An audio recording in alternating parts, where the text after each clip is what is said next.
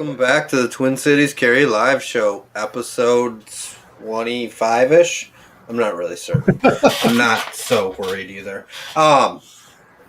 We are Twin Cities Carry. If you guys can't tell, I'm beat, and I'm barely with the times. AJ wants to get moving, and Jim's just like, what's going on? Cool. Gentlemen, thank you for joining me. I think last time, AJ, you were off vacationing somewhere or something like that. I don't know. Working. Yeah, I'm picking on you. That's all. The Sunshine State, is that Florida? Or Florida Man State? Definitely sunny. Yeah. Jim, how you been? Anything new? Tried out a new gun at the range today. A friend of mine was in town. We went and did some shooting this afternoon. What gun is that? It was a very customized Colt Commander, about the lightest trigger I have ever fired. Colt Commander, nice.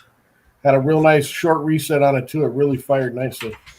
Those start with a pretty short pull in the first place, right? Yeah, and this one has been modified. It was a very easy gun to fire inadvertently if you weren't careful. Which, I mean, I don't want to. Well, that can be said about most 1911s that have had a trigger job. That second shot, I've seen it quite a few times where people will, unexpectedly have a follow-up shot they weren't planning on. So, which speaks to understanding your firearms. Wasn't Joel that's in town with a gun like that, was it?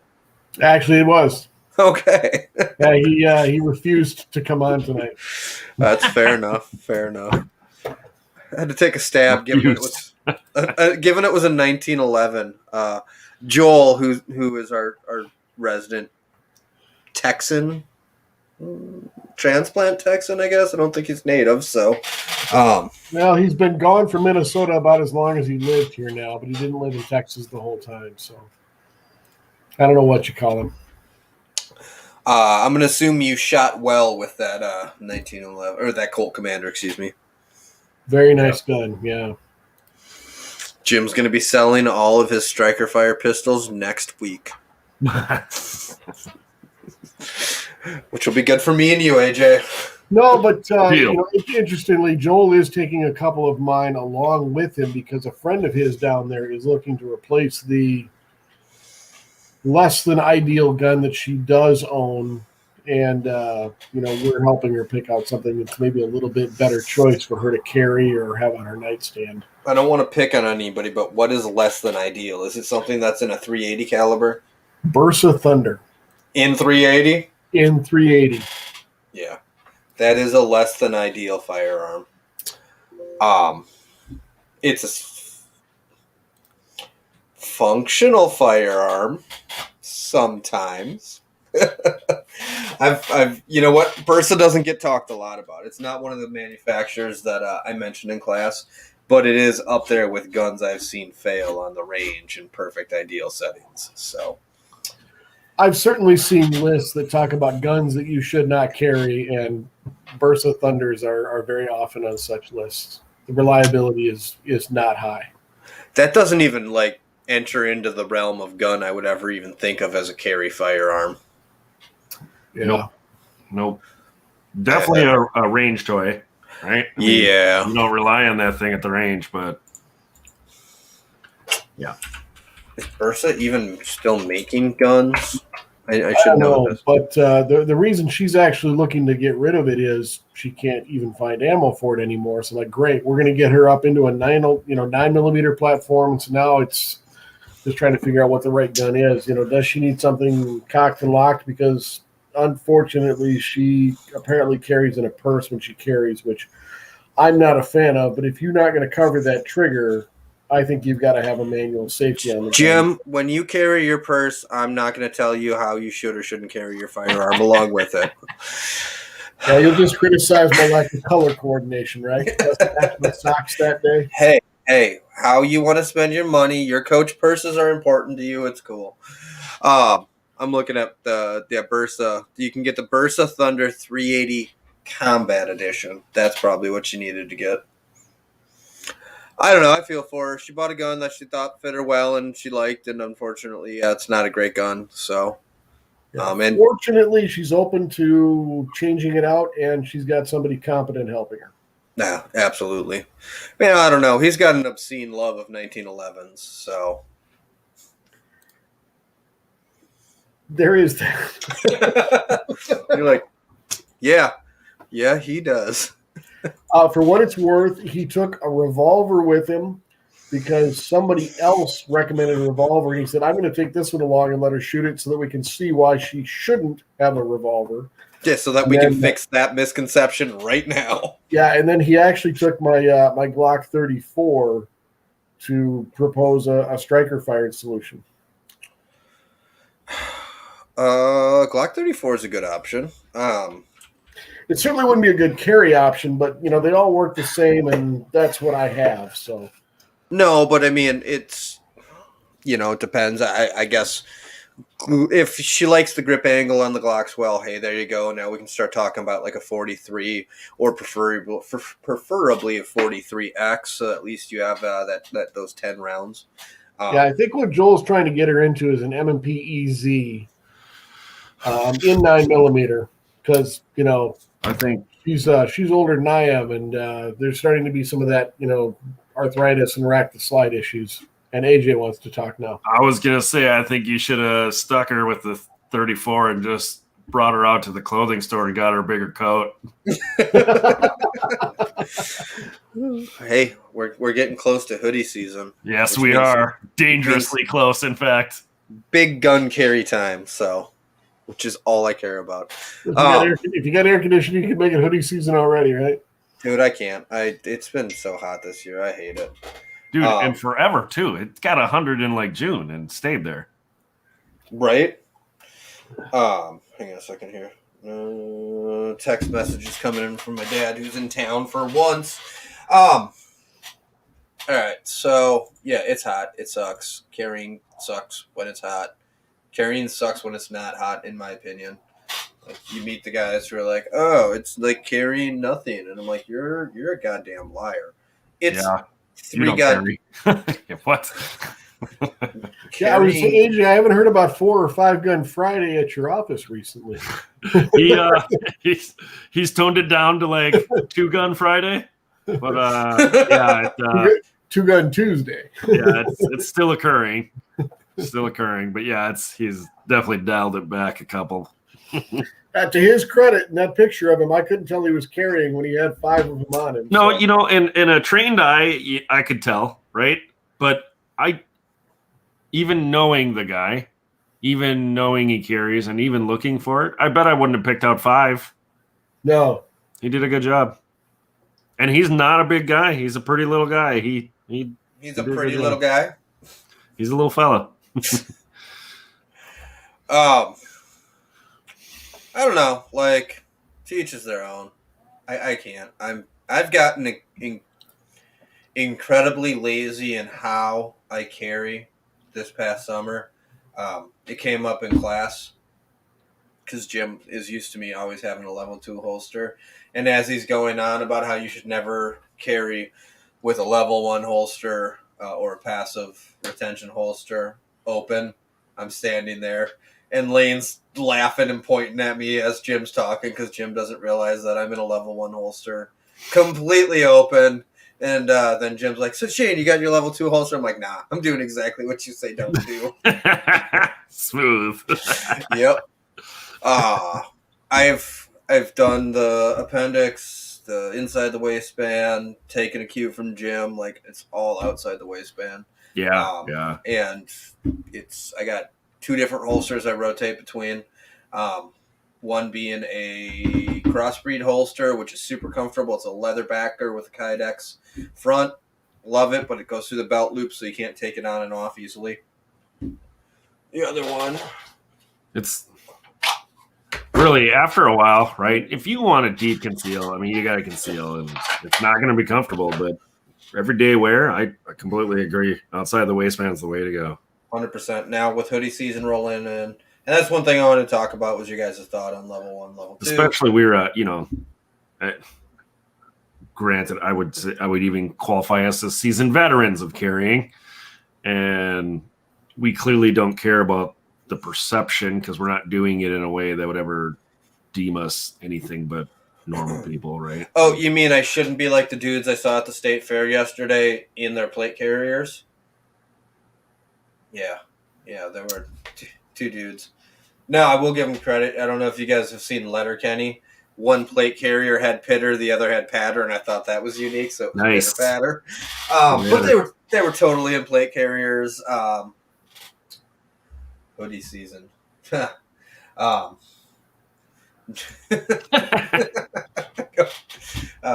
Smooth, Joel. Smooth. Spent too much time in Texas. Hooded sweatshirts, Joel. Button-up field shirt season. But yeah, so now there were a couple dudes running around the state fair in their plate carriers yesterday, which I thought was a unique approach. So they're wearing plate carriers, but not carrying? Correct. They weren't carrying? You can't. Well, I shouldn't say you can't. You are unable to with the metal detectors that are in place now. So, it took me a minute. Jen reminded me of this yesterday. The state troopers are doing the law enforcement at the state fair now, which, cool. I'm all for. Like, I think the original decision was dumb, but whatever. Metal detectors are in place. They, very smooth process, but you're definitely not carrying. So, yeah, I don't know. It was interesting. What was the Glock they mentioned in Die Hard? The full, fake Glock. What did they say? I don't know if they ever named a model, but he just said, "Hey, it's a Glock, porcelain gun, doesn't show up on your radar detector." No, that's the metal detector. It was a composite polymer gun. Yeah, it's like that fueled like politicians. Like that was politicians' wet dreams right there. Like we can demonize guns more. Well, I mean, like, isn't that how politics work? They just make shit up anyway. So why not take it from the movies? Yes, correct. It's kind of a chicken and egg thing, though. True story. I don't want to talk politics. A lot's happened in 2 weeks since we've been on here, and holy crap! So, yes, stay strapped or get clapped, I guess. I don't know. What? Back to the original questions. What's your guys' take on level 1, level 2 holsters for outside the waistband? I know time and a place. Yeah, fair enough. I'm not so concerned about whether it's outside the waistband or inside the waistband. It's more of open versus concealed. If you're open, especially in an area where it's not, maybe underneath your arm, like if you're carrying open on your flank, I'm gonna not be real happy if I see you in a level 1 holster for that, where somebody can just, as we demonstrated in class, when you got that gun out of my pocket before there's anything I can do about it. That's an invitation to get your gun stolen. Okay, if it's at 1, 2, 3 o'clock underneath your arm, maybe, but otherwise open, I'm all for the level 2 or better. Fair enough, Jim. I'm gonna disappoint you every time you see me. I think there's a time and a place, and carrying for self-defense is probably not the time for level 1. Carrying for other reasons is probably more applicable. Applicable? Let's just switch it that way. Appropriate? Applicable. Over a different word. I can't come up with what I'm supposed to say. Where I'm going with this is in scenarios where maybe you're out in the field hunting, maybe you're at the gun range, maybe you're I don't know, transporting but carrying around the house. I think there's a time and a place. I don't think when you're downtown Minneapolis carrying because you're worried about your personal safety in an unfamiliar environment is the place to do that. But that's one man's opinion. I agree, and to your point, I am speaking as if we are assuming defensive carry. Right, and I'd agree with that statement.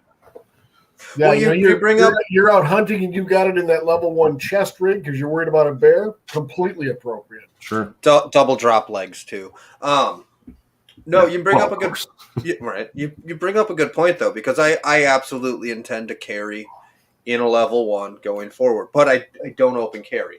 But I also Also a good statement. I there's a difference between deep conceal and I just put my shirt over it.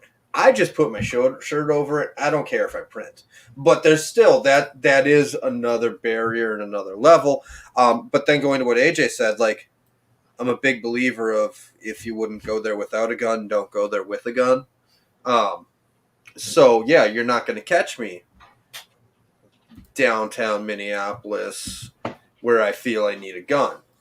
So because my business doesn't require that because that's how I handle my business. Like my business is specifically around areas I'm comfortable at. So I guess yeah, I'm in a happy medium, but from where you guys are both at. I don't know. I just I don't have it in me to care too much about printing. I don't have it in me to care too much about like I've spent enough money on holsters this year. Like I'm happy with what I got. I'm done. It is what it is. I spend enough money in holsters every year. Oh. AJ, you haven't had a revolving door of firearms that you're carrying this year. No, I'm I picked up a couple SIGs last year. I know. They're stuck. I'm still jealous. I think There was a one of little those- trial and error there, and every trial just wasn't a great carry fit. That's all. Yeah. So. Yeah. Still guns I like, but yeah. Yep. Fair enough. And I mean, fair enough. One of them was what somebody else carried and decided wasn't the best choice for them, and now it's working out great for you. So, Mm-hmm. there's no knowing what's going to work for you until you try and then figure it out. You can get all the advice you want, but you still have to sit down there and try them yourself. You have to go rent guns, and you have to make sure they fit and they work. And I don't think like that's the thing. I think the thing I said way too many words there. That cannot be overstated. Like you have to go rent and shoot guns. You have to experience how they feel in your hand and what you're doing. Well, it's kind of the cardinal sin, right? I mean, you don't buy a car sight unseen. And I use a car analogy all the time when it comes. Dude, all kinds of people are buying cars unseen now. Now, but and we probably do that with guns right now too. But Definitely generally done speaking, you're going to go drive that thing to make sure it's not a pile of crap. And unfortunately, in the gun world, that is not a regular circumstance. No, it's not. People buy them and don't shoot them, and it's almost all personal preference, right? So when we're talking carry guns, absolutely you can do that. The good ranges, the good ranges are going to have those to rent.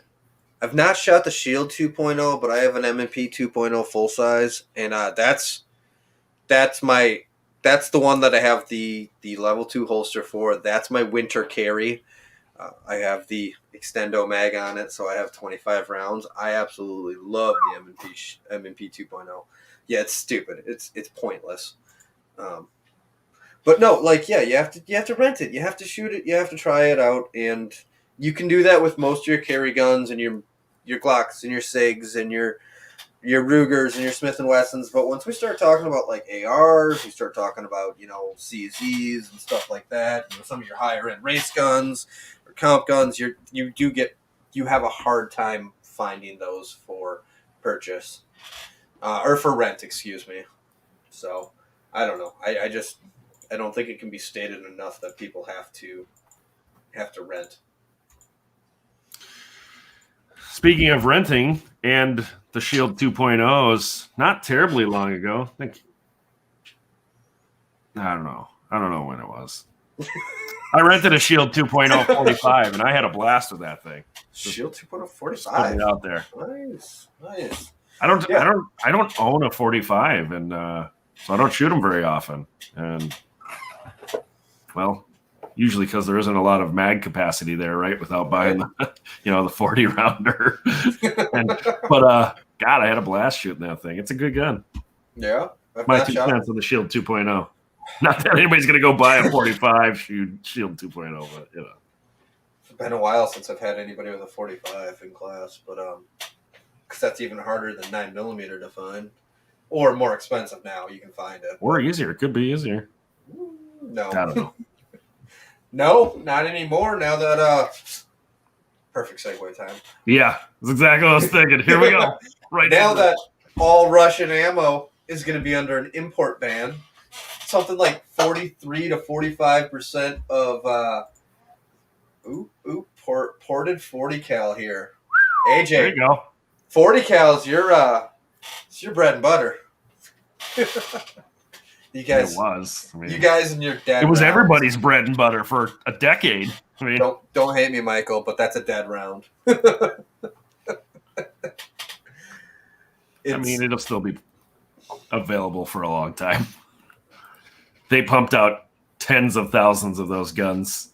Yes. Late 90s, early 2000s, tens of thousands. They'll be around for a while. They're still fun, 40 It's just not the gold standard like it was 15 years ago. No. It filled it filled a niche until technology was able to advance 9mm loads, and 9mm loads now are significantly better than what they were when 40 was really bridging the gap between. Back then, I mean, the reason police officers switched over, like there was such poor penetration. Door skins. That's right? what she said. Windshields. Like it just couldn't get it in, I got you. And yeah, so you got to switch over and make sure you get the job done. That's all. But now, with that smaller unit, you could get right in there and things work just fine. It's fine now. It's socially acceptable. Yep, 40 short and weak. It's also what she said, short and weak. Not to knock the 40, I think I'm not going to say it's a horrible round, and I'm not going to say it's a great round. I think it's a good round. I think it's still very usable. It's just not the gold standard that it used to be. That's all. No, it served a purpose. It bridged a gap until technology caught up. And now I think 9mm is the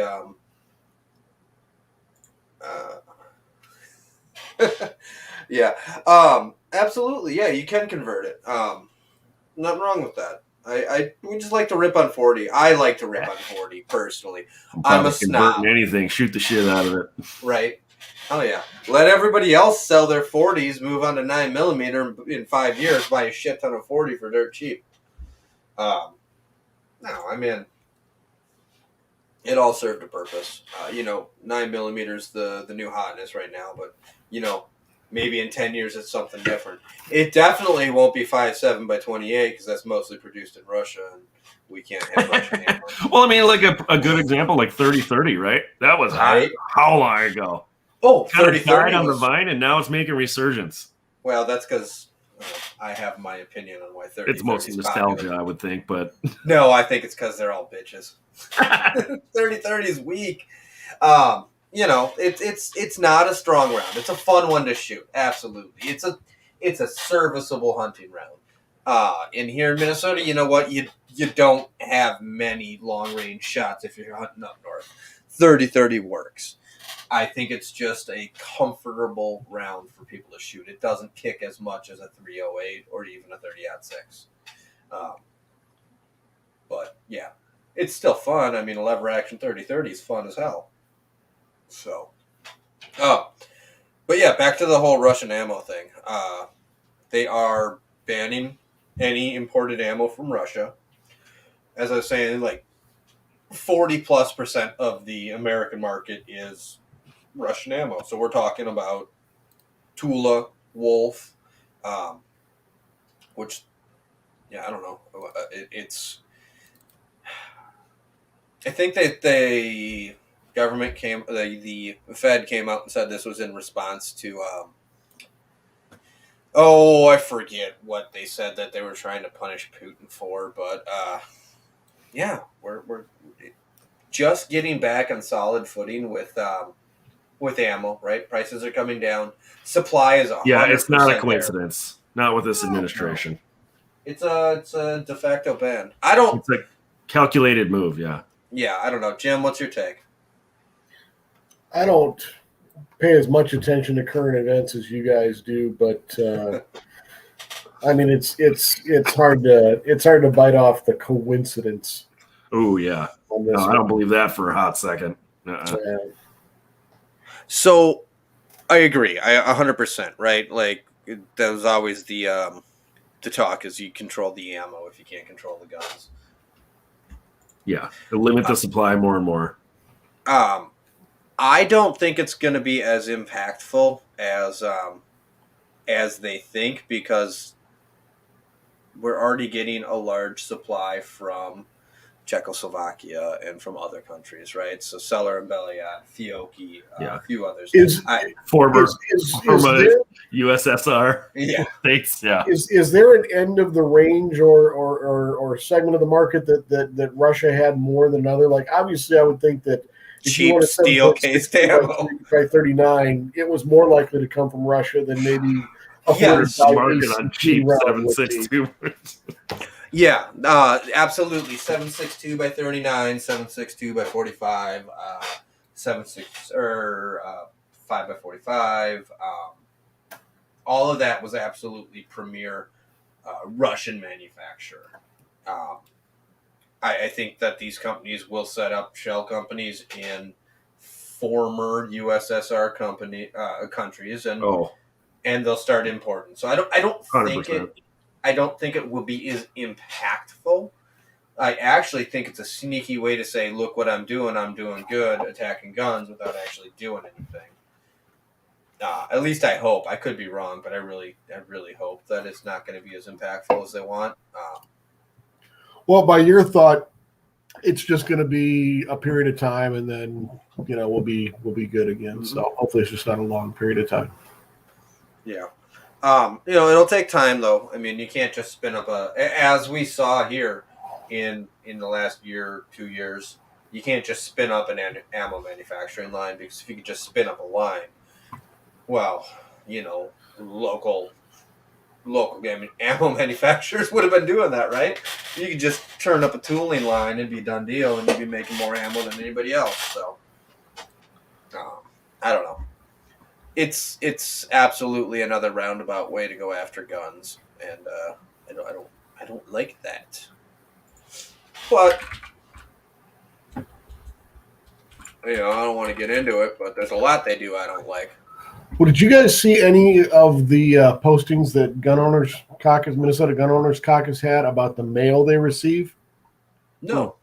They posted a couple of postcards that they had received in the mail in response to their lawsuit about the metal detectors and banning guns at the state fair. And the mentality that we're dealing with, one of the postcards said, "Why can't you stop murdering us?" And the other one said something like, "Can't you take a day off from killing thousands of people?" And it's like, well, that's because that's not what legal permitted gun carriers are all about. I mean, they just totally don't get it at all. Also, you can't take a day off. Not if you're going to the state fair. AJ, that one's for you.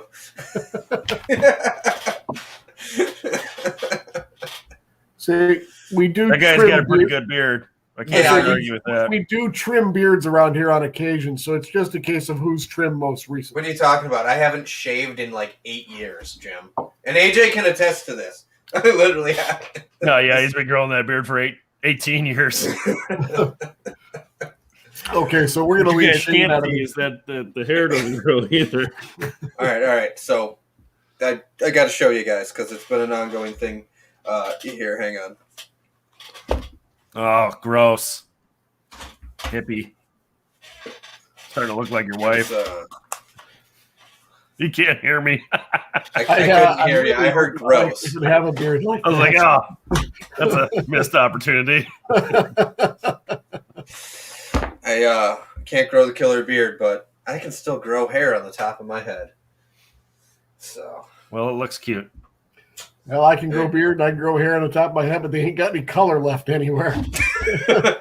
It's frustrating as well. Long hair is. We'll take the Charles Barkley approach. Round is a shape. Okay, white is a color.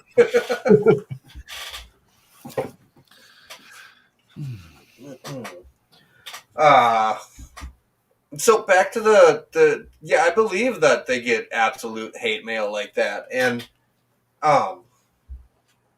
maybe that's where our side of the our side of things fails, is we don't send mail in mass like they do. We don't petition like we do. They are the vocal side. They are the ones calling for whatever they call for. Um, that being said, they've been led to believe that we're all, out there murdering everybody. Joel just put a comment, and I wanted to touch on this. I was thinking about this as we started talking about this. This is the very first day for constitutional carry in Texas. And going back to what you said, Jim, I saw just an absolute ton of comments about how Texas was just going to be bathed in freaking blood day one of constitutional carry. That's why Joel's in Minnesota. Didn't want to be there when it happened.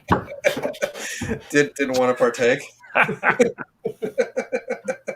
It's like the purge down there right now. No, it's like that every day. For what it's worth, Joel went down to Dakota County and applied for his Minnesota permit this week. Good for him. Nice. Very nice. It's unfortunately there's no reciprocity between the two states.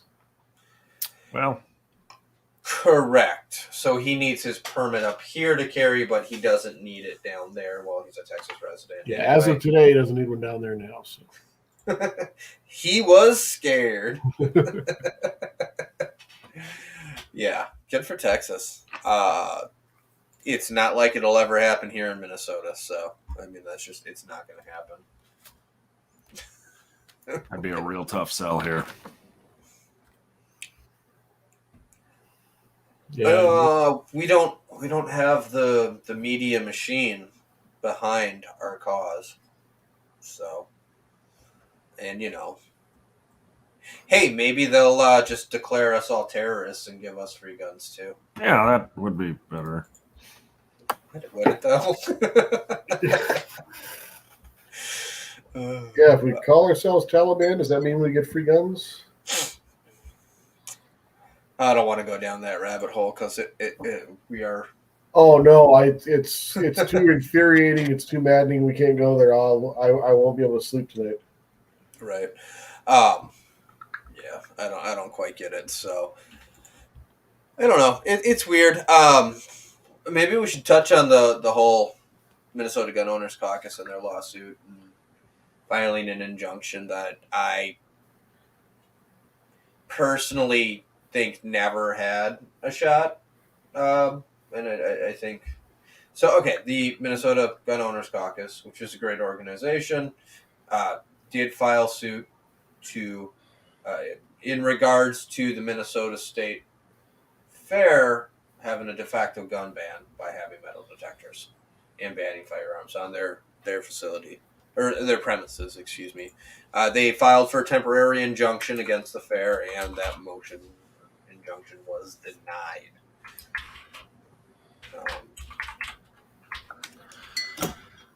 Every year. Mm-hmm. It gets worse and worse for us. Oh yeah, I'm specifically referring to the fair. Yes. This was the first time I haven't carried in the fair since, I don't know, 4 or 5 years, I guess. We go early though. Like, we go super early when we go to the fair. We're not interested in the big crowds. We're not interested in all the bullshit. But yeah, every year it gets harder and harder. I couldn't even carry a pocket knife in there. I had to go back to the truck because of my pocket knife, which to me is absolutely ridiculous. The pocket knife is the absolute last. Like, I would never try and defend myself with a pocket knife, right? Because it's not going to go well for me. But yeah, couldn't even carry a pocket knife in there. So it's only going to get worse. Well, as an aside, did you try anything interesting on the food side while you were there? That's the only reason to go to the fair, as far as I'm concerned. Unless you're going to a concert, is the different kinds of foods they have. So anything cool? No. No. No. No. Just not cool. Like we got the staples. Like I was explaining to Jim the other day. Like we go to the fair stupid early. We get up at 6. We leave the house at 6:30. We're at the fair. We park inside the fairgrounds. 7 o'clock. We're in the fair. That's far too early in the day to have a 3-foot sword corn dog. I mean, I beg to differ, but whatever. I'm not saying I wouldn't. I'm saying it's early. So, but we have a tradition, right? We go to O'Gara's garage every year. We have breakfast. You know, me and Jen and the kids, we have breakfast there. By the time we finish up breakfast for $75 goddamn dollars, we hit the kidway, get in there before it gets busy. And then we go, by then the International Bazaar and all the shops up by the Blue Barn are open, and we wander around there, and I start drinking beers. So we're home by noon. Swear to God, they did. I had no idea they did breakfast at the fair. Only certain places. So Had no idea. Yep. I don't like the big crowds for multiple reasons, but number one is it's too many things to pay attention to. Too many people. Scared of Corona, aren't you? I mean, No. Yeah, absolutely. Yeah, that's it. 100%. It's the Corona. I'm. You don't want to miss work again because you have it again. Hey, I actually didn't miss work from having COVID. I missed work when I got the frickin' vaccine, so which I will not be repeating. No, it's good. It's a good time. We get in, we get out. And we're out of there before the crowds get big, before people have had a full day of drinking and make poor decisions and, potentially jeopardize me or my family. So, yeah. I don't know. It works. Yeah, I mean, it's one thing when you're at the fair and you're maybe just with another group of adults, whatever. When you got a couple of young ones you got to watch over like that, it just gets even harder to be in a crowd. Yeah. See, Corey, not a fan of crowds either. 100%. There's too many variables. There's too many things. Like, I'll do it when I have to. Hey, see? Joel's right there with me. He gets it. Stupid early. He didn't have a choice then. He was a little kid. It's probably what my kids will say. Dude, I love it. It was nice. We went yesterday. Super dead. I was jokingly saying, I'm a fan of COVID because it makes the fair very bearable. So it made it dead. And I need that. I don't need that. I just, like I said, it's that whole premise of not going somewhere with a gun that I wouldn't go without a gun, right? It's just, and I've been mentioning it, like the way I explain this to people lately is it's all about percentage points in life. I am looking to put more tenths of a decimal percentage point in my favor versus not in my favor. So avoiding large crowds and avoiding big clusterfucks of stupid humans is more percentage points in mine and my family's favor. So that's what it really breaks down to. So, I don't know. You guys? Yeah, I mean, I know your thought was not to go, but as a compromise, that certainly sounds like the best way to do it if you have to go. The odds are you were out of there before a lot of this. If you were forced to go stupid early and have breakfast. Well, I mean, I would say I was forced to go. I didn't have a lot of input on that conversation. It was, this is the day we're going. And I said, this is what's happening. Okay. Give me one quick second, guys. Carry the conversation for half a minute. He's being beckoned and ordered to do more things. Yeah, he's back. Take the hat off. He's going to get a haircut. And oh, good Lord. What did I miss? I'm sorry, what? Yeah, I bet. It wasn't very long. We didn't get much of a chance to talk about it. No, I realized what I did as soon as I stepped away, and I was like, nope, can't do that. So, I wasn't... You forgot who you stepped away from. No, I wasn't sure if it was my daughter at the door or my cat. So, it turned out it was the cat, so I didn't care. In my case, I'd be surprised with either. The daughter ain't here, and I don't have a cat, so it'd be weird if it was here. We got a problem.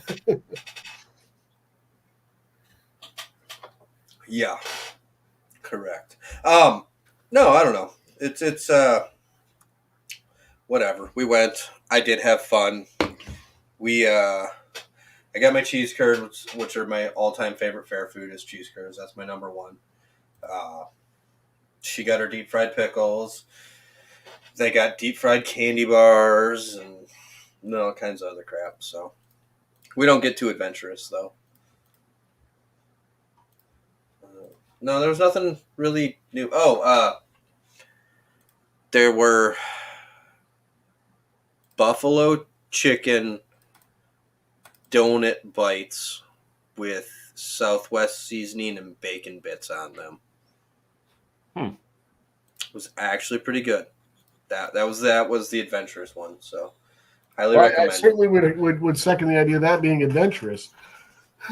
Yeah, I mean, I'm all about the donut, man. I can pass on cake when it's dessert because that's like the baked world of potato chips. I want the ones that are fried in oil, and when you fry cake in oil, it's called a donut. So I'm all about the donuts, but I don't know about the buffalo sauce on them. Yeah, it was good. I don't do donuts generally, so. There was something I did want to bring up, and now I can't find the damn article. I want to say it was West Virginia was giving away custom guns as a vaccine incentive, and I didn't get a chance to read it. I thought it was interesting. Now that you say it, I'm like, wait a minute, that does sound familiar. I think I saw that because I thought, how interesting that a state so close to something like Virginia that just so quickly went so anti-gun is still so pro-gun like that. Yeah, the Virginia thing. I mean, they're suffering from what every other state which is their large metropolitan area is so drastically blue that it drives the whole state. Have you seen the new thought process out there that rural America is becoming the new Confederacy? In that kind of Civil War idea. No, I don't know. I don't want to get into that one. I was just at the state fair. No, we're not going down that rabbit hole. No. Well, so the interesting thing, to complete side derailment here, Virginia, if I remember right, their governor only basically gets like one term, and that's it. I don't remember if it's one or two, but yeah, there's a strict term limit in place, and this was just kind of something to leave a legacy on the way out. Yeah. 4-year